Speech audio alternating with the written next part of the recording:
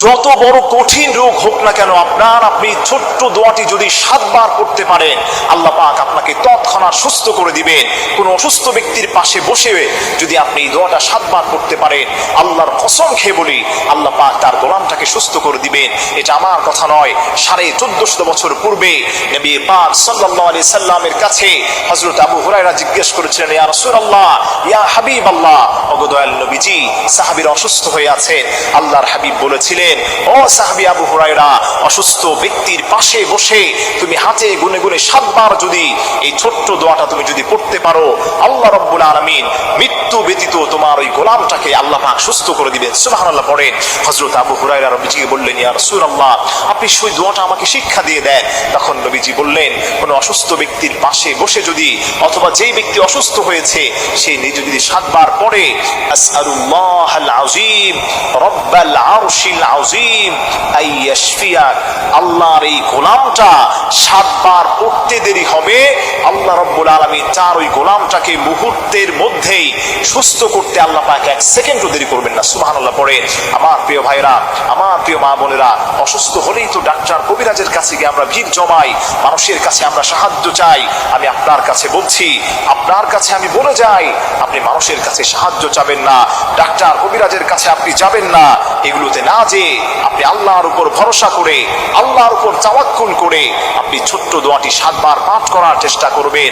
আপনি তৎক্ষণাৎ ফলাফল দেখে আপনি নিজেই অবাক হয়ে যাবেন। এই দোয়াটা পড়ার সিস্টেম আমি আবার আপনার সঙ্গে রিপিট করছি। নবীজি পাক সাল্লাল্লাহু আলাইহি সাল্লামের কাছে সাহাবায়ে কেরামরা এসে জিজ্ঞেস করলেন, ইয়া রাসূলুল্লাহ, আমাদের অসুস্থতা অনেক বেশি বেড়ে গিয়েছে, অসুস্থতা তো কমছেই না।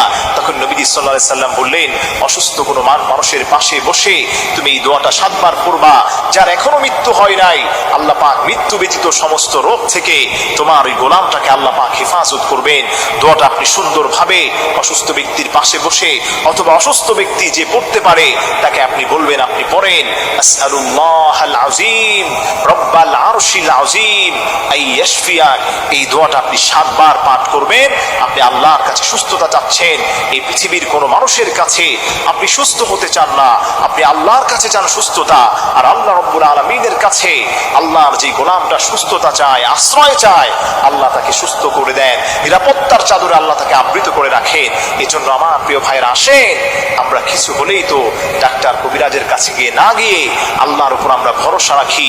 এই ছোট ছোট দোয়াগুলো হাদিসে বর্ণিত, তিরমিজি শরীফের মধ্যে স্পষ্টভাবে হাদিস এসেছে, আল্লাহর কোন গোলাম যদি অসুস্থ হয়ে এই দোয়াটা পড়তে পারে, আল্লাহ পাক তাকে তৎক্ষণাৎ সুস্থ করে দিবেন।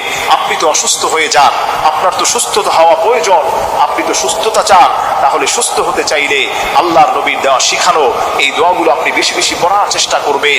এই দোয়া যত বেশি আপনি পড়বেন, আল্লাহ পাক তত বেশি আপনার উপর রহমত নাযিল করবেন। মৃত্যু ব্যতীত সমস্ত রোগ থেকে আল্লাহ পাক আপনাকে হেফাজত করবেন। আপনার সন্তান অসুস্থ হয়েছে, পাশে বসে 7 বার আপনি পাঠ করেন। স্ত্রী অসুস্থ হয়েছে, পাশে বসে 7 বার পাঠ করেন। মা অসুস্থ বাসায়, পাশে বসে 7 বার দোয়াটা পাঠ করেন।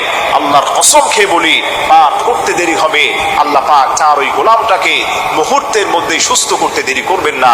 আমার প্রিয় ভাইরা, আমার প্রিয় মা বোনেরা, তবে অবশ্যই আপনাকে মনে রাখতে হবে, নামাজগুলো ঠিক মতো পড়তে হবে, আল্লাহর উপর ভরসা আপনার রাখতে হবে।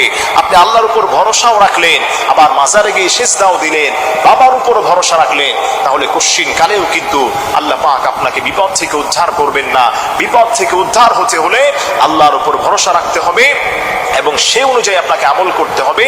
যদি করতে পারে, আল্লাহ পাক আপনাকে সুস্থ করে দিবেন।